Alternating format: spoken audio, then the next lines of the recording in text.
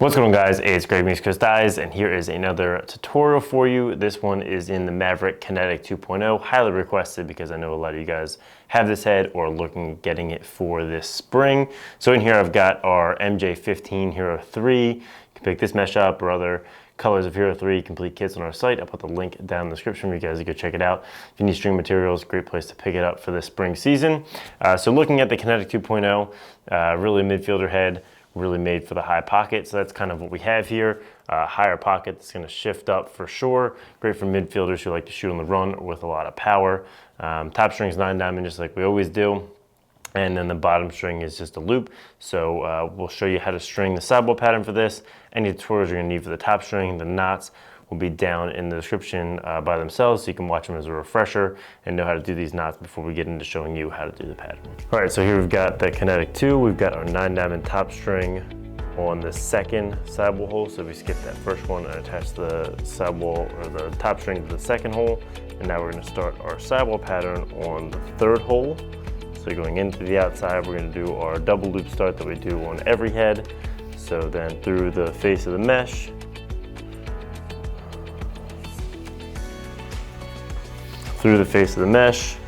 back around through the outside of that same sidewall hole and just do it twice. So essentially creating 2 loops on that first sidewall or first mesh hole to the third sidewall hole. So right there you got your 2 loops. Very, very simple.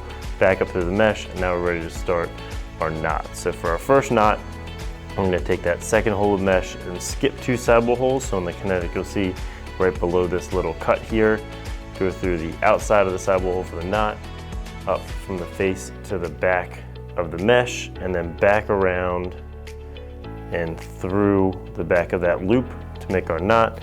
And that's when we'll go ahead and take all the tension out of it.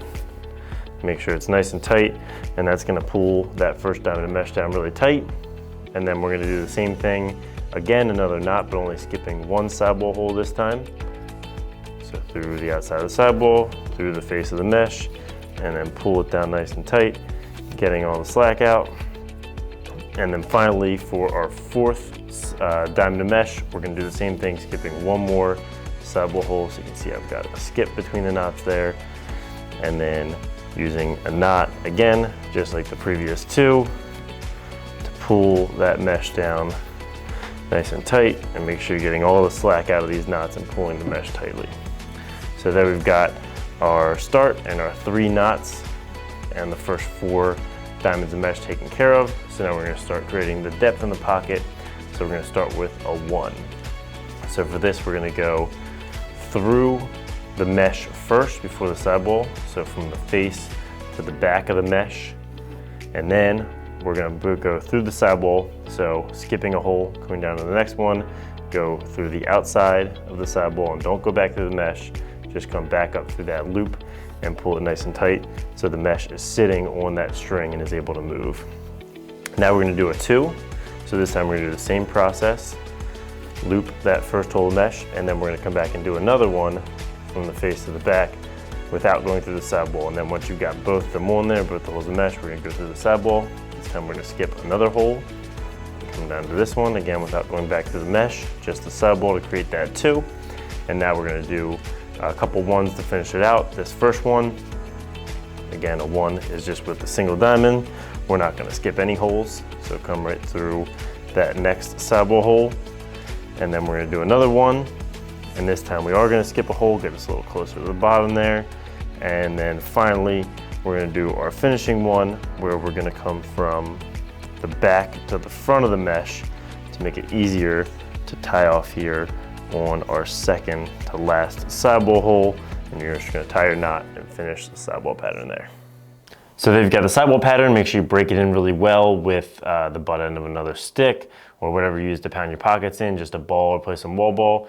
Like I mentioned at the start, bottom string is just a loop on the next 10 diamond row. If you want it to be a little tighter and push the pocket up a little bit more and be more defined, you can move that bottom string up to the 9 diamond row right under the last one we strung for the sidewall pattern. And for shooters, For this, you probably want to keep them a little higher in the head, keep them out of the way of that higher pocket so you don't get hook. So a regular nylon and a shooter on the 9 diamond rose up here would be just fine. So thanks for watching, guys. Make sure to like if you liked it. Subscribe if you haven't. Stay tuned for more content this spring season, and have a great day.